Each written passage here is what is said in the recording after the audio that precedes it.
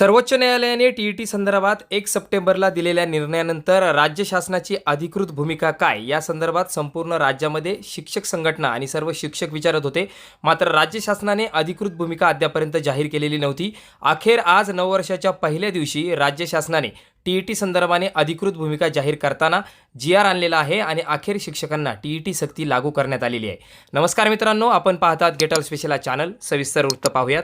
प्राथमिक शिक्षकांकरिता शैक्षणिक व व्यावसायिक अर्हता आणि शिक्षक पात्रता परीक्षा अनिवार्य करण्याबाबत महाराष्ट्र शासन आदिवासी विकास विभाग दिनांक 1 जानेवारी 2026 हा शासन निर्णय. या संदर्भाने सविस्तर वाचा. या ठिकाणी शासन निर्णय देण्यात आलेला आहे. प्रस्तावना आपण जी स्किप करूयात. सदर शासन निर्णयाच्या धर्तीवर आदिवासी विकास विभागाच्या नियंत्रणाखालील सर्व शासकीय आश्रमशाळा, अनुदानित आश्रमशाळा, केंद्रीय आश्रमशाळा व एकलव्य रेसिडेन्शियल स्कूल यामधील शिक्षकांना शासन निर्णय 3 ऑक्टोबर 2013 अन्वये किमान शैक्षणिक व व्यावसायिक अर्हता व शिक्षक पात्रता परीक्षा टी अनिवार्य करण्यात आली आहे.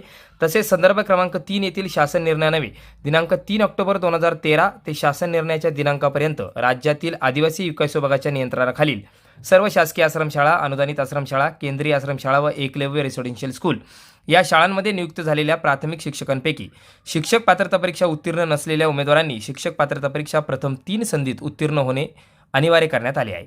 आता मान्य सर्वोच्च न्यायालयाने सिव्हिल अपील क्रमांक 1385/2025 अन्वये अंजुमन इशात ए तलीम ट्रस्ट विरुद्ध महाराष्ट्र शासन व इतर याचिकांप्रमाणे निकाल पुढील प्रमाणे दिलेला आहे. तो निकाल इंग्लिशमध्ये आपण याआधी पाहिलेला आहे. उपरोक्त मान्य सर्वोच्च न्यायालयाच्या न्याय निर्णयानुसार प्रस्तुत शासन परिपत्रकान्वये शासन पुढील प्रमाणे निर्देशित करत आहे. आता आजचा GR. राज्यातील आदिवासी विकास विभागाच्या नियंत्रणाखालील स्वयंसेवी संस्थांद्वारा संचलित अनुदानित प्राथमिक आश्रमशाळांतील शिक्षण हमी कायदा 2009 लागू होण्यापूर्वी नियुक्त केलेल्या आणि सेवानिवृत्तीसाठी 5 वर्षांपेक्षा जास्त कालावधी असलेल्या शिक्षकांच्या बाबतीत त्यांना सेवेत राहण्यासाठी 2 वर्षाच्या आत म्हणजेच दिनांक 1 सप्टेंबर 2027 पूर्वी शिक्षक पात्रता परीक्षा म्हणजे टी उत्तीर्ण होणे बंधनकारक असेल. उपरोक्त नमूद केल्यानुसार अनुदानित आश्रमशाळांमधील शिक्षकांनी शिक्षक पात्रता परीक्षाच म्हणजे टी उत्तीर्ण झाले नाही तर त्यांच्या सेवा समाप्त करण्यात याव्यात. तसेच यापुढे राज्यातील आदिवासी विकास विभागाच्या नियंत्रणाखालील सर्व अनुदानित आश्रमशाळा या शाळांमध्ये प्राथमिक शिक्षकांच्या नियुक्तीसमयी इयत्ता 1ली ते 8वी शिक्षक पात्रता परीक्षा म्हणजे टी उत्तीर्ण उमेदवारांचीच निवड करण्यात यावी.